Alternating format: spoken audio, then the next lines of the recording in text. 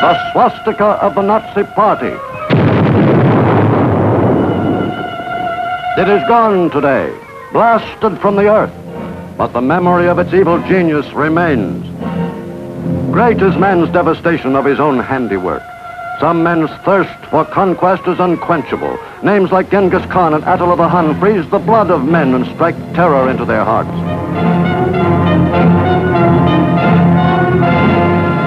Such a name was Adolf Hitler. Und verfeindet ein Leid erdulden. What kind of man was this strutting, shouting fanatic of the Third Reich? If anyone really knew Adolf Hitler, surely it was his own family. Here is Adolf Hitler's sister today. Her name is Paula Wolf. Let her speak. Als mein Bruder Adolf ungefähr 2 Jahre alt war, I quote her. When we children played together, my brother Adolf was always the leader.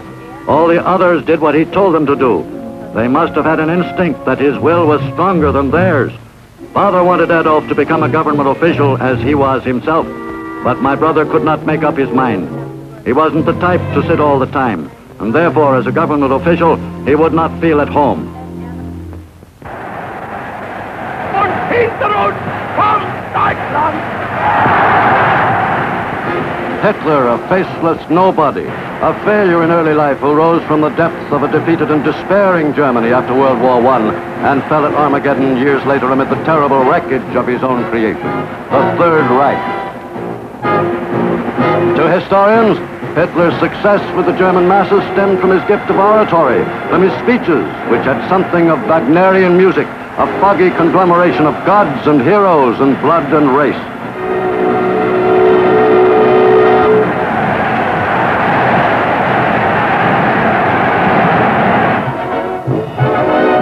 The tale of his boyhood in Kaiser Wilhelm's Germany is soon told. In the city's streets, among the crowd, the camera's eye seeks in vain for the son of a petty customs official. Proud, apart, almost friendless, he dreams of being a poet, an architect, an artist. But he winds up as a house painter and sometime common laborer. Through his 20s, the world knew nothing of him.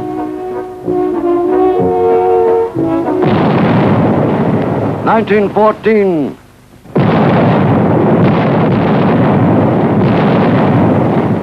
The Great War rescues him from failure, a time for heroic deeds. A new symbol, the swastika, rises from black German defeat. Members sign up for the German Workers' Party. The symbol appeals to Adolf Hitler. As a corporal, he had been wounded and gassed in the war, and he soon leads the bitter veterans in the dark days that follow. The parades are an integral part of this new political force, soon to become the National Socialist or Nazi Party. It is now 1920, and Hitler talks himself into the leadership of the party. 1923, Hitler and General Ludendorff lead the abortive beer hall riots in Munich. Hitler goes to prison, and the fanatic Dr. Goebbels takes over the party. From headquarters in Munich, Goebbels screams, "We build the Third Reich on propaganda." While the parades go on, Hitler sits in Landsberg prison and writes Mein Kampf, the Bible of the Nazi movement, the answer to unemployment, breadlines, depression. Fight, fight. Julius Schaub, an early follower of Hitler and a fellow prisoner during Germany's days of desperation, talks now. Während unserer gemeinsamen Festungszeit im Land. I quote, "While we were prisoners together at Landsberg, Adolf Hitler spent the mornings working on his book, Mein Kampf. In the evening after supper, when we came together, he used to read us several chapters from his book. There were discussions. The main participants in these discussions were Hess, Griebel, and Dr. Weber. For us young people, it was a training school, if I may say so, because at that time we hadn't realized just what Adolf Hitler was planning to do." Out of prison and now a hero, a happy Hitler resumes control of the party. The fascist salute, borrowed from Mussolini, becomes part of the ritual, along with the banners and the rallies. Other close ties with the Italian fascists are built. Hitler and Rudolf Hess greet Mussolini in Munich, perhaps seeking to learn the way to seize power.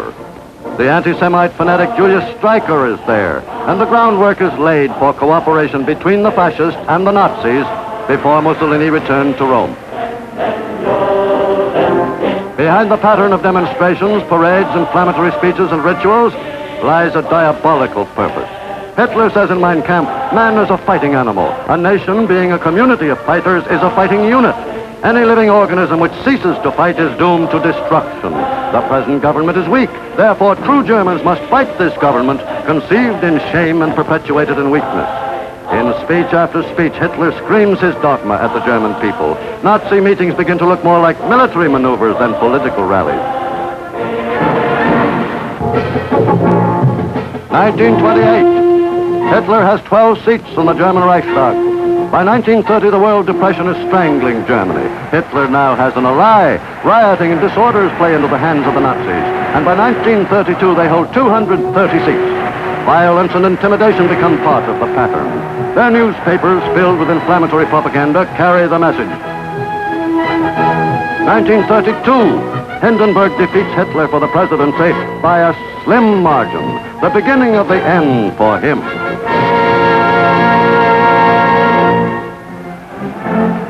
January 30th, 1933, Hindenburg is through. Hitler is named Chancellor, and in a torchlight parade, his followers pay pagan homage to the undisputed master of Germany. The Stahlhelm or steel hats, the SS Elite Guards, and the SA Stormtroopers are all there, and they will spread terror throughout the land. Hitler now has the support of the big German cartels. Hitler is now able to put into practice his thesis as spelled out in Mein Kampf, that the aim of all education and all effort is to produce a German who can become a soldier.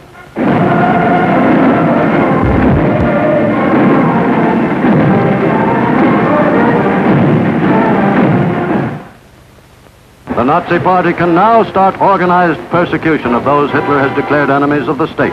Attention, Jews, the sign reads. The Nazi Party's chosen goons will carry out their orders with a will. They swoop down on their victims.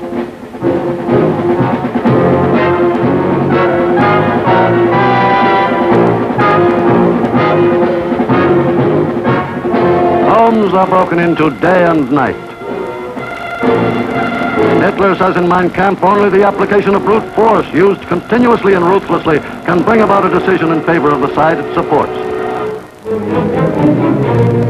Early in 1933, all meetings of the Communist Party are forbidden in Germany. After the Reichstag fire, 4,000 are arrested and hurled into concentration camps behind barbed wire fences. Brown shirts and black shirts join in these roundups. Up to the time of Hitler's appointment as Chancellor, control of the Prussian police has rested in the hands of the President. Now that is ended.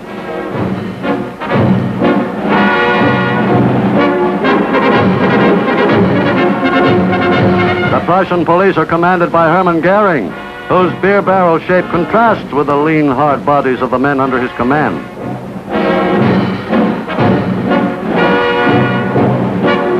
But there's not to reason why or to question the will of the Führer.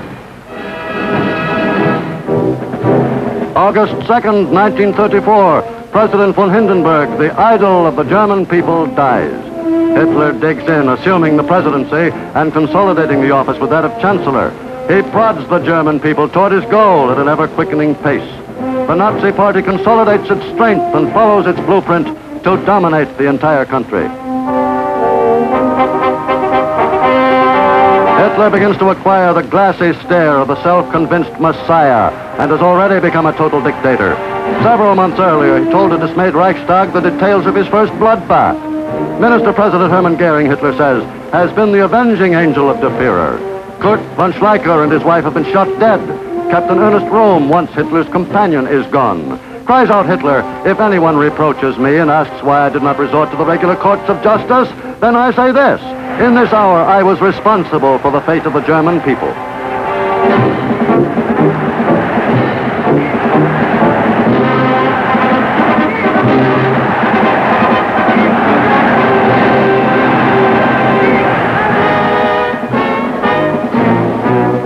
A large standing army is forbidden by the Versailles Treaty. But for a long time, the Nazis have managed to circumvent this. Since 1925, they have had an organization known as the Reichswehr, under Baldur von Schirach, the youth organizer. There is a cadet corps and a phony labor corps. Every village, every town, every city adds to the roster of young men trained to serve as soldiers of the Reich. These labor battalions are pledged to serve Hitler in these words. Never in the trenches, never surrounded by bursting bombs. But we are soldiers of the Reich. At first, these men drill with shovels, and Germany has more hunting clubs than game, a cover for other military organizations. Gradually, the world begins to see through this massive subterfuge.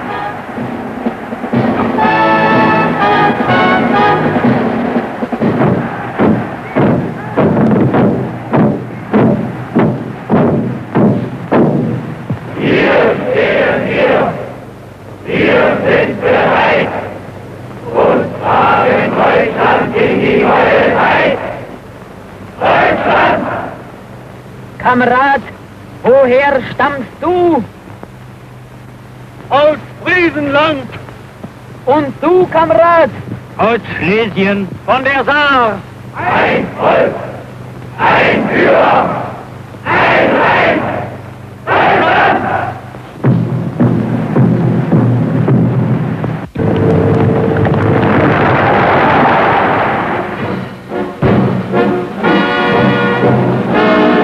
Increasingly bolder with each passing day, the conspirators against world peace soon are strong enough to forget the false labor battalions and the phony shovels. Armed with real guns and striding along in new uniforms, they are a finished fighting force.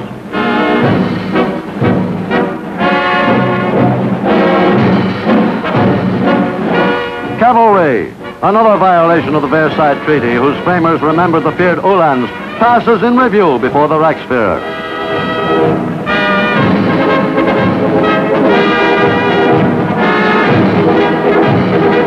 Panzer cars begin to appear. As time passes, the goal, world conquest, seems closer. Hitler begins to feel that he is as ready as he ever will be. March 7th, 1936, he announces his troops will reoccupy the demilitarized Rhineland. The troops march west, 35,000 strong. Don't worry, Hitler tells the Allies, this is only symbolic. Nevertheless, world capitals are jittery. Paris considers mobilization, but nothing happens. Britain is too preoccupied with her economic problems. Hitler's bold revival of German militarism, the reappearance of the German eagle, the dedication of the Nazi Party, all these signs fail to arouse action. America, with prosperity returned, is indifferent.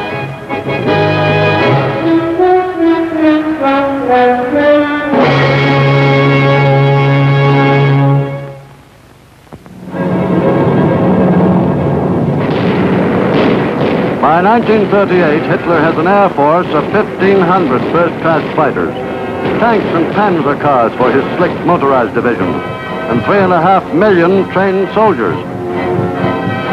March 11th, 1938, the Führer makes his first move across traditional German borders. He invades Austria, and within 2 days, a puppet Austrian chancellor proclaims the unification of the two countries. Another diplomatic card in Hitler's hand, the revived German Navy, a nightmare to Britain with her exposed sea lanes. She, France, and Italy sign the infamous Munich Pact. September 1938. By the following March, Hitler gobbles up the remainder of a prostrate Czechoslovakia. The great Skoda munitions works is added to the Nazi arsenal. More weapons for De Führer's conquests. The Munich Pact becomes a symbol of appeasement, and the world wonders where the next strike will be. And now Russia begins to show an active concern. No bridegroom could be happier than Adolf Hitler, who is keeping his rendezvous with destiny. In 6 short years since he became chancellor, the German eagle again has the world trembling. Facing France, the Siegfried defense line bristles with tank traps and guns. But Hitler's move will not be there, but to the east. Yes, Poland is the next target. As Germany and Italy sign a military pact, the German divisions are sent to the Polish border and begin maneuvers. The world, hoping for Russian intervention, is shocked when Hitler and Stalin sign a friendship pact. It is not long before the maneuvers are recognized by the world for what they are, preparation for another Hitler invasion.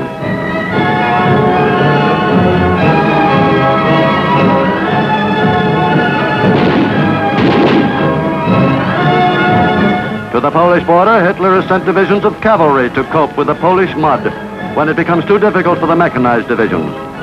Everything goes according to plan. Out of the youth groups have come divisions of hardened soldiers ready to die for the fatherland. of the young groups of athletes who practice jumping come the tough paratroopers ready to strike with lightning speed. From the glider clubs, supposedly sports clubs, come the trained pilots to man the Messerschmitts. And out of the merchant marine come the trained submarine crews, ready to man the Atlantic wolf packs with which the world is ill prepared to deal.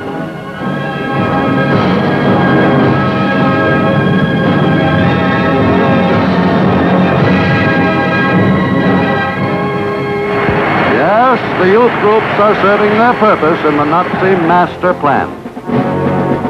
September 1st, 1939. Germany's radio stations crackle out the warnings, "Stand by, something big." Inside one heavily guarded studio, the Minister of Propaganda, Joseph Goebbels, speaks. The news is world-shaking. Germany has invaded Poland. Within 2 days, France and Britain have in turn declared war upon Germany. From the balcony of the Reich Chancellery, Adolf Hitler speaks to the people. Let us do duty. He is shocked and furious that the Allies have come to the aid of Poland. There is fighting in the streets of Danzig, desperate fighting all over Poland.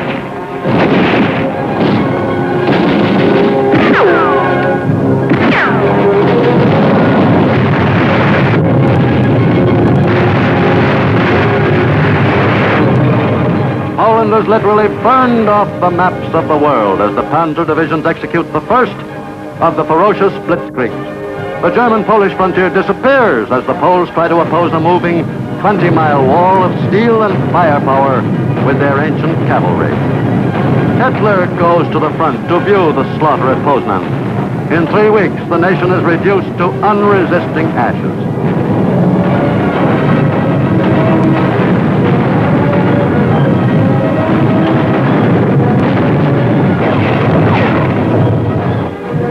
Britain and France had decided to come to the aid of the stricken country, but there is little they can do.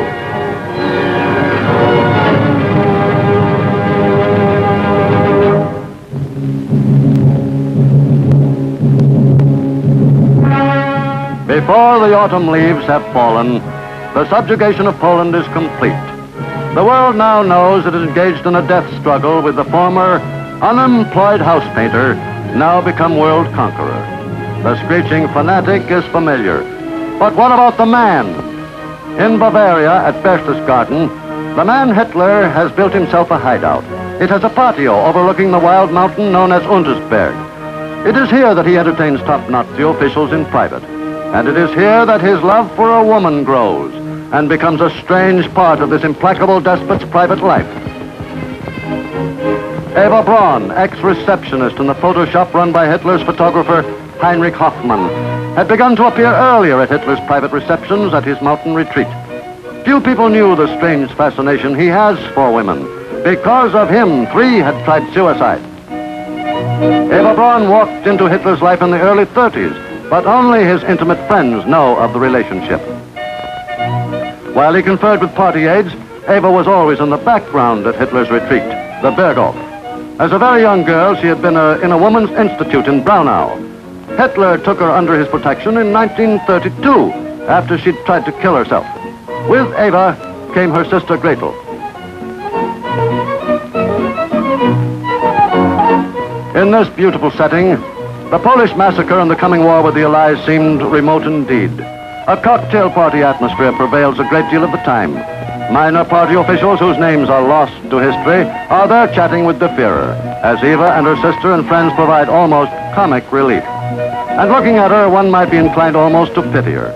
Poor girl, scarcely more than a child, and flattered by the attention of a ruler of her country, she can hardly be expected to act differently. She came from the same humble background as Hitler himself, a possible explanation of his preference for her. The wife of the Führer's adjutant, Frau Schaub, sheds a new light on the love life of Germany's master. There was, after all, Hitler the ladies' man. Das Gerücht, dass Adolf Hitler Frauen gegenüber. She says, those rumors that Adolf Hitler was supposed to be abnormal over women are false. As the wife of the man who was his adjutant for 20 years, I had numerous occasions to watch him in private, and also when in the company of ladies. I can assure you that he was definitely a very normal man. He loved women and loved to be in the presence of feminine beauty.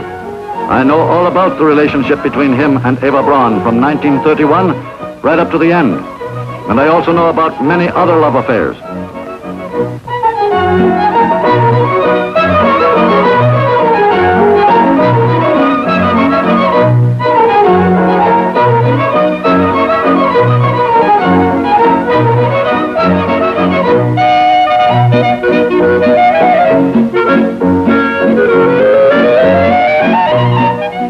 Eva first was seen with Hitler in his house in Munich, and then at the Berchtesgaden hideout when that was built. She is seldom photographed with Hitler. She is rarely alone at the Berghof. In addition to Sister Gretel, she has many of her friends who help to provide light-hearted diversion, as a balance perhaps for the more serious matters under consideration. They are joined by the wives of Hitler's visitors among the party members. Eva herself enjoys the picture-taking sequences. Perhaps it is the camera that causes the playful mood. Perhaps it is an escape from the frightening decisions being made at these meetings. From top to toe, Eva makes an attractive picture of medium height, blue eyes, round face, framed in darkish blonde hair.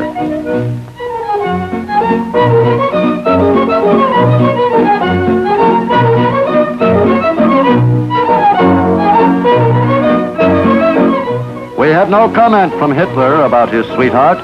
From others come varying opinions. Says Heinrich Hoffmann, who discovered her. She is an ordinary, pretty little shop girl with all the frivolity and vanity of her kind. To Dr. Goebbels, she is that stupid flapper. Knowing how Hitler despises fatness in any form, Eva spends a few hours a day in exercise.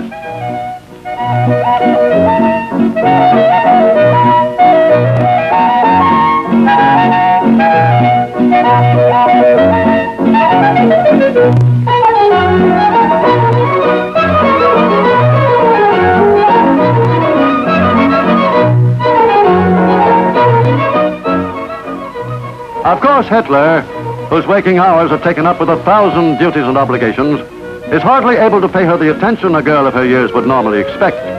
While some of the entries in her diary tell of Hitler's anger and of his neglect and her own mortal unhappiness, she also writes with pride that she is the mistress of Germany's and the world's greatest man. Then she seems not to mind the neglect.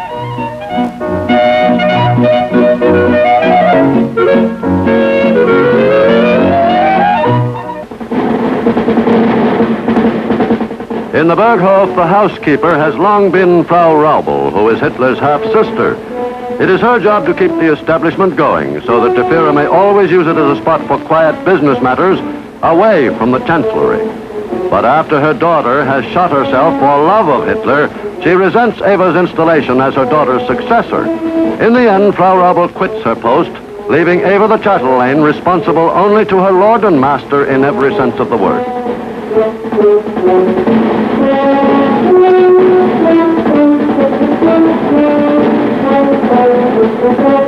Over the years, Hitler's bodyguard, the brutal Martin Bormann, turns the Berghof into a second chancellery, which is always awaiting guests. It has seen such notable personalities as Mussolini, Count Giano, the Duke and Duchess of Windsor, others too numerous to mention. This is a reception on the lighter side, however. The chief figure in this group is Herr Professor Goebbels, a frequent visitor to the Berghof. Adolf and Eva pose together for home movies. Then Goebbels and Eva's younger sister, Gretel. Gretel is a more fastidious girl than Eva.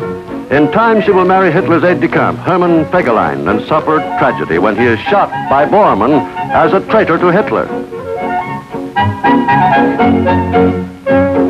Hitler's most intimate advisors say they don't know at what point the frivolous Eva becomes his mistress. As the wildfire of the war spreads, Hitler more frequently seeks the companionship of Eva.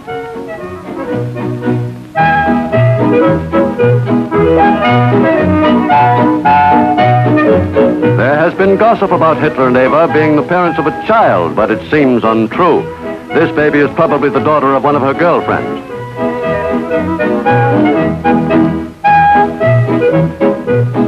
Here is De Führer in a happy mood.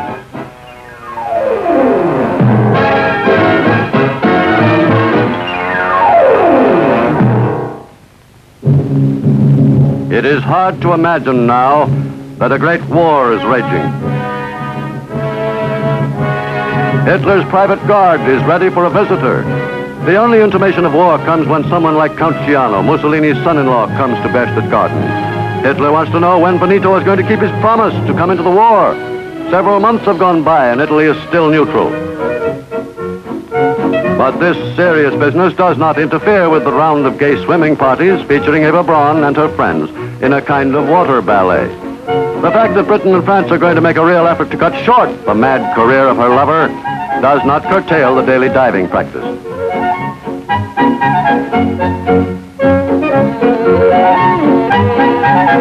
The picnic lunches featuring Das Gut Lager beer.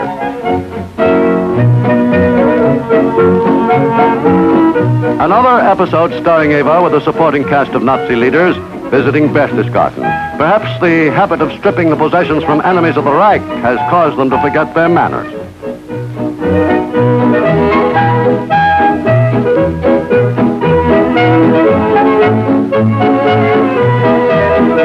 The girls at the Berghof are always willing to provide amusement. These lakeside frolics are some relief from the other business of the Berghof, the planning of world conquest.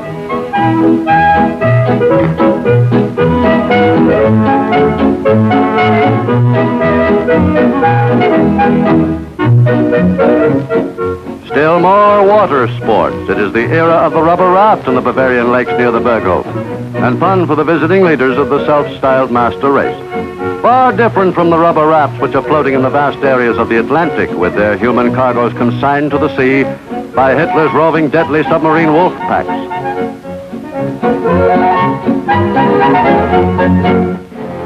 A graphic report for Der Führer, enemy dead, and the plans for further conquest. It is now spring again, April 9th in 1940, and the Nazi planes are in another sky. After a brief show of air might and the march of a few divisions, Denmark and Norway fall before the German army. These tiny countries cannot resist the concentrated might of German arms and take their orders for surrender over the German-controlled radio stations.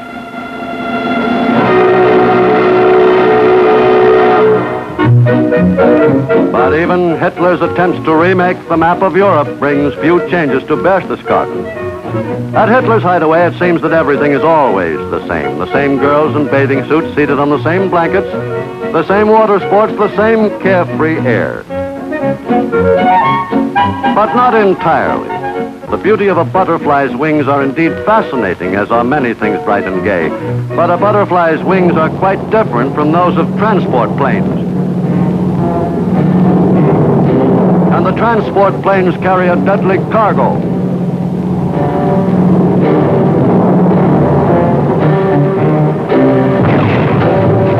With blinding swiftness, the chain lightning of the Panzer strikes into Holland. Surrender is almost immediate, then into Belgium.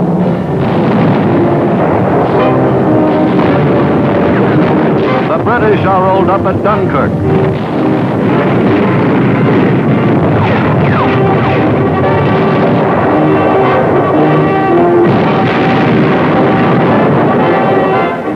This time, Paris in the spring is a sad Paris. For the second time in a century, German troops march through the Arc de Triomphe. June 22nd, 1940, in the same railway car in the forest of Compiègne which witnessed the German humiliation of 1918, the French are forced to sign the unhappy armistice. Among the Germans, there are congratulations all around, and Der Führer, really letting himself go for once, almost dances a little jig.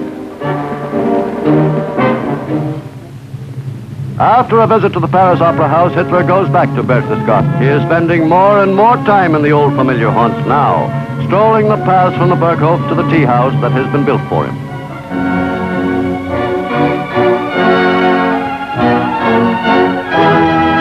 And Eva is less alone than she has been in earlier years. Under the impact of the tremendous events that rock the world, Eva is undergoing a change. She senses the role she plays in her lover's drama, and this time, with Julius Streicher as guest, she acts with more dignity.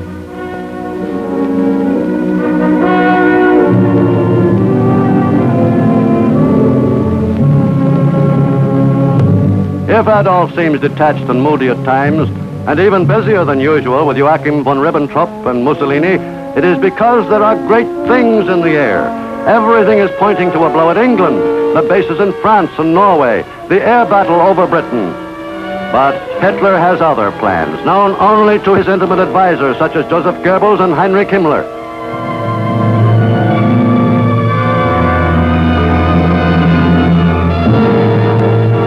June 22nd, 1941.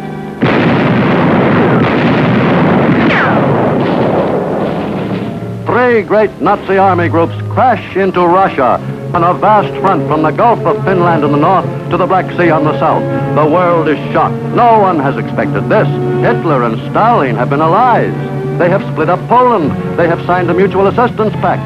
The drive carries deep into Russian territory.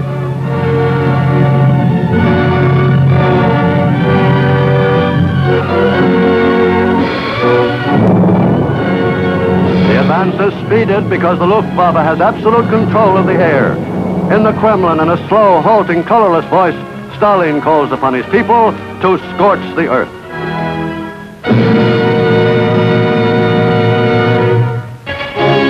But the Japanese attack on Pearl Harbor on December 7th, 1941, has brought new allies and generals to the Supreme Command.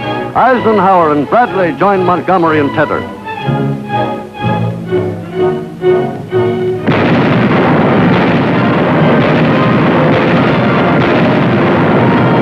1942. American troops invade North Africa.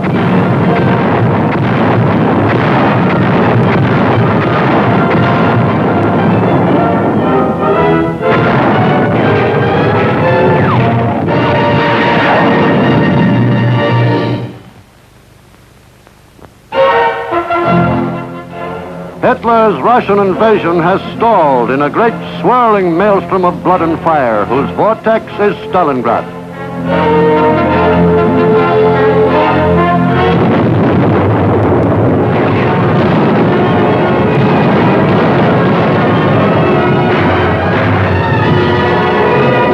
July 10th, 1943, the Allies invade Sicily. Hitler has Mussolini in for a conference. The Führer does not like the way things are going in the South. There is a saying, dictators ride to and fro on tigers which they dare not dismount. Hitler gives the Italian dictator a severe dressing down. Benito listens, knowing his armies are collapsing. Eva is still kept in the background at the Berghof, doing her slimming exercises alone as her Führer struggles with the titanic problems of the war.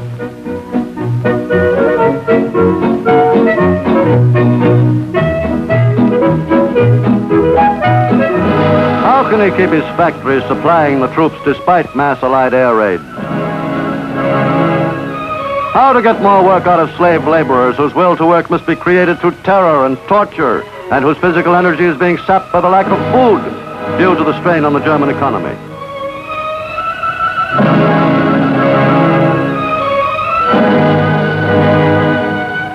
Full production can hardly be expected from starving men who must push and shove each other for the scraps left for them.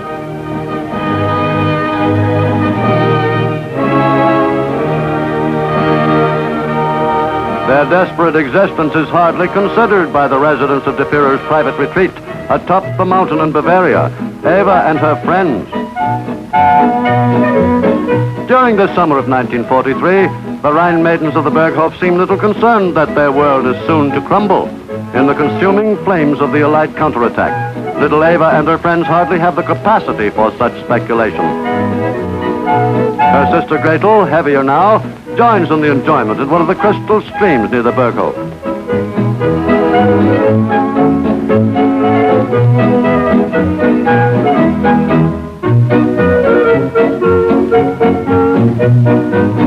The girls like shower baths. The Germans call them Brustbads. This falls makes a natural one, cooling on this hot summer's day. But the showers of the German concentration camps are a different kind of shower. In place of the cooling mountain water, their jets carry deadly cyanide gas, showers of death for the unwanted, race extermination.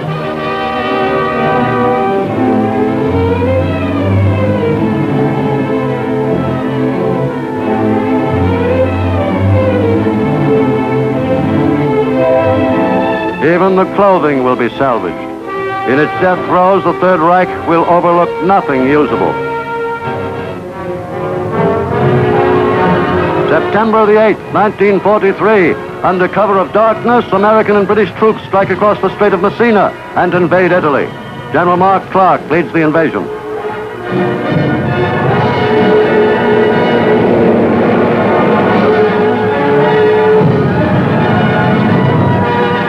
Scratch one dictator, Mussolini. German paratroopers rescue him from the prison in which he has been held in protective custody. Brought to Hitler, he thanks his savior profusely. He will live to be hung by his heels in the public square at Milan.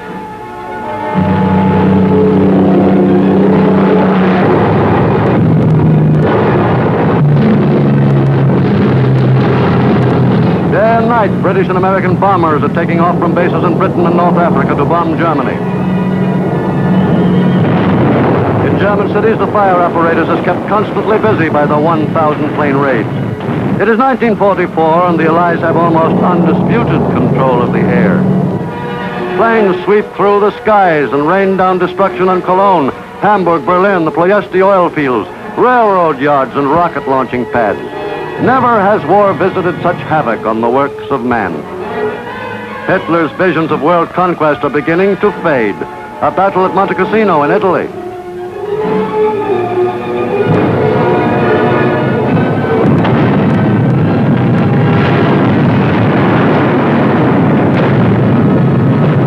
Soldiers of many nations are in the bitter fight for the monastery.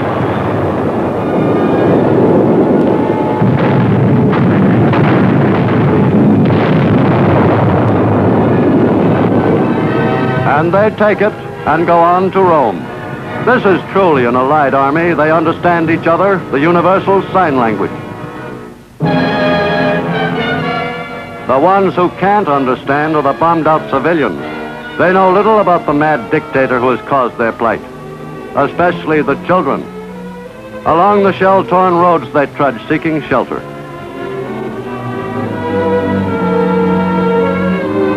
Now for one of the last glimpses of the Berghof. It's the birthday of the son of one of Eva's friends, and war or no war, a birthday deserves a celebration. But even on a birthday, problems press heavily on a dictator's mind. The ring is closing. But there must be some move, some master stroke. And then the bombings. Day and night, day and night. This is the repayment with interest for Warsaw and Rotterdam and Coventry.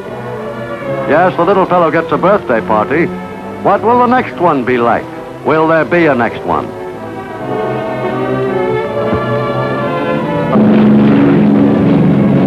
June 6, 1944. The French coast from Cherbourg to Le Havre. This is D-Day. 40 Allied divisions storm ashore. At Berghof, 2 months later, Hitler and Nazi officials hold a meeting. A desperate bomb plot has miscarried. Several die in the blast, but Hitler escapes. The only after effect is a slight limp. This war, says Hitler, is one of those elemental conflicts which usher in a new millennium and which shake the world once in 1,000 years.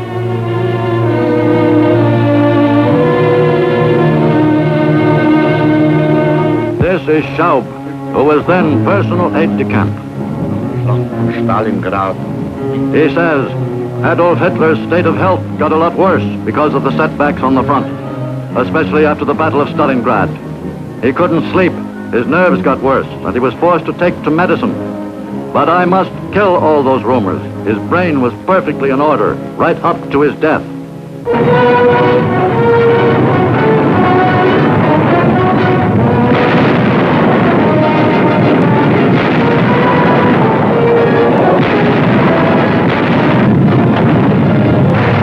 On the Western Front, General George Patton unleashes his tanks.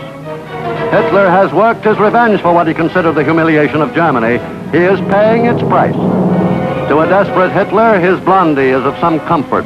Faithful when even the Führer's life is threatened by his former friends. She is trained to kill on command.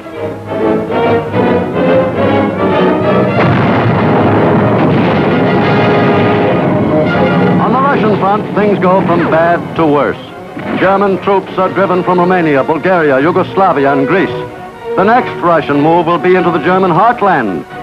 German troops bravely face the massive Russian attacks with the inevitable results when troops are outmanned and outgunned and hungry and cold. You never see a ghost step in the snow. Disaster follows disaster. The Allies storm across France and double their aerial assaults on Germany itself. German troops are surrendering now by the thousands. The white flags of surrender are fluttering everywhere. The GIs pull down the swastika and run up the stars and stripes.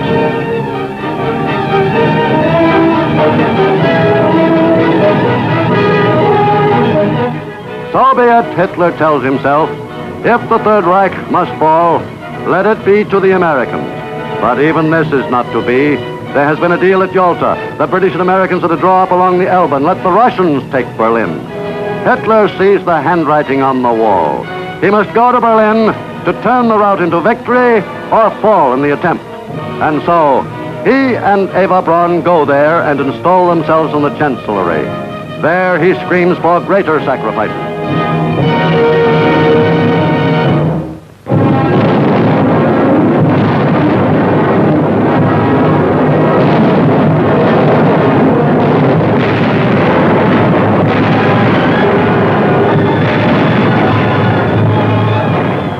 Berlin, a city in its death throes. All day and all night the guns thunder. Civilians decide to make a run for better cover.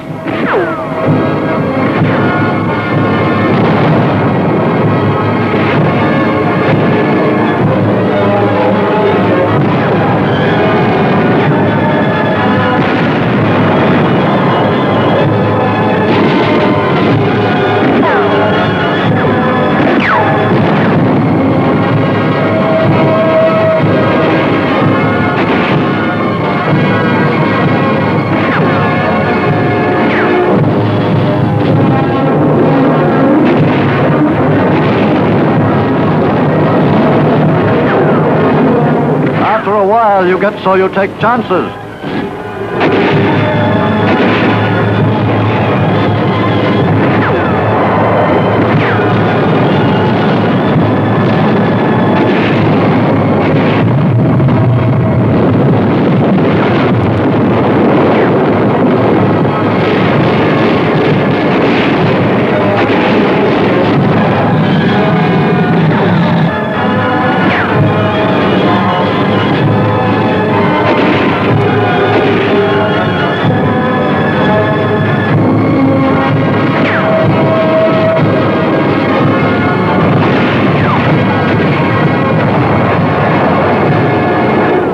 April 20th, 1945, and the Russians are mopping up in the Berlin suburbs. Hitler has called in his staff, the final meeting. Should they fly to the south, Hitler elects to stay until the end and goes to a bunker under the Chancellery with Eva. Himmler and Goering desert. The crashing gunfire is the sound of approaching doom. On April 22nd, Hitler is in a state of nervous collapse. He refuses to leave the bunker. Julius Schaub remembers the scene. Ein Schlafzimmer im Bunker. He says, I entered his bedroom in the bunker with him. On the table there was a 7.5 pistol. He went up to it. I got a terrible shock. He cocked the gun. But no, it wasn't the last hour yet. He was only making sure it was loaded. A few days later, the event took place, which I thought was going to happen at that moment.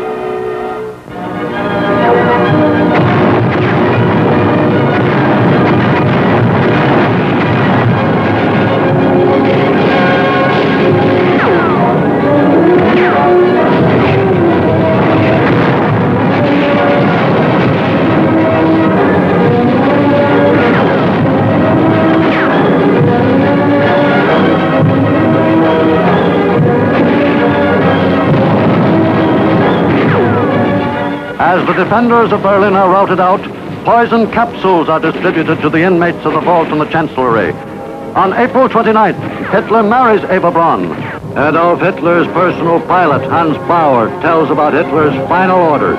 Circa eine halbe bis dreiviertel Stunde vor Hitler. He says, approximately 1/2 to 3/4 of an hour before Hitler's death on the 30th of April, he sent for me. When I reported, he took both my hands in his and said to me, "Bauer, I want to say goodbye." For a moment I was speechless, and it took 20 minutes to say goodbye.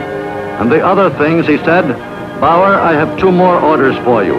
The first is, I make you personally responsible for burning the corpses of my wife and me. The second is, see to it that Bormann gets through to Dönitz. Dönitz will become my natural successor. I have given Bormann large numbers of orders and documents to take with him to Dönitz." All the time I was struck by Hitler's clear way of speaking. I couldn't believe that this was to be the finish.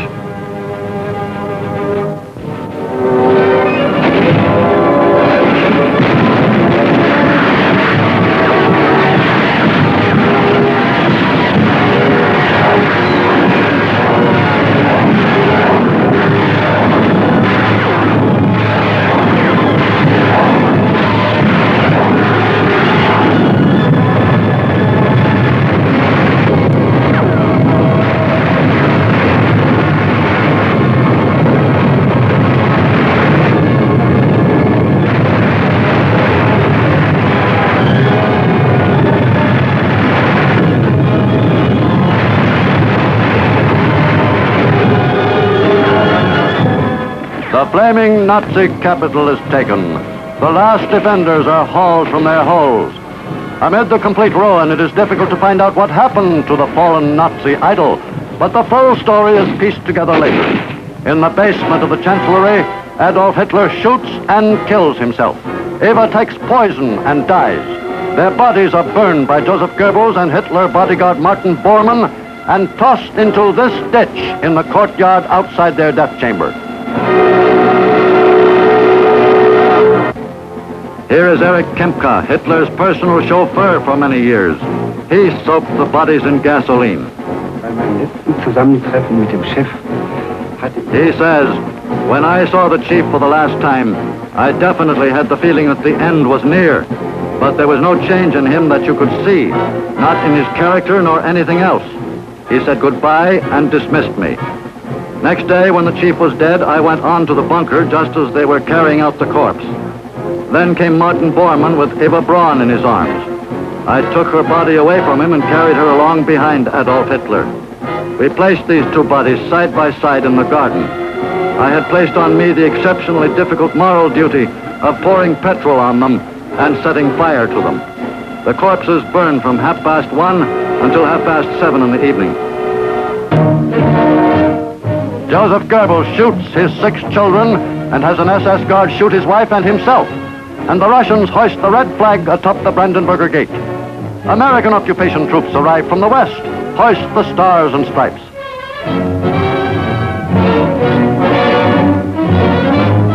Allied leaders, including American generals and Russian generals, take over. The Third Reich dies in a last convulsive catastrophe. The guns crackle sporadically. The Russians are shooting all suspicious persons.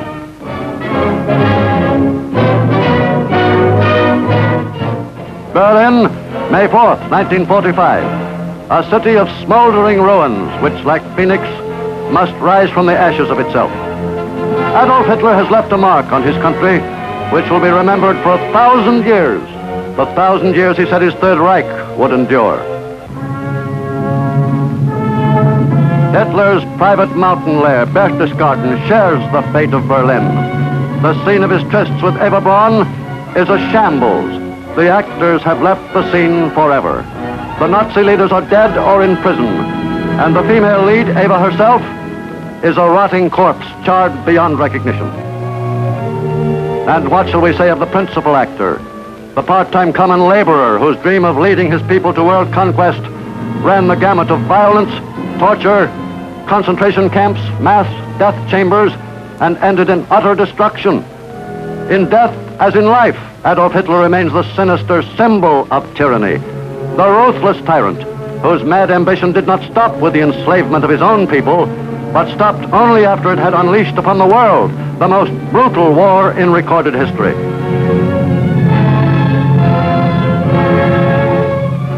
Quiet has returned to the gay patio at the Berghof. A quiet which, despite the brutal lesson to be learned from the life of Hitler, has not yet returned to the world. The horrible specter of man's inhumanity to man still dwells among us.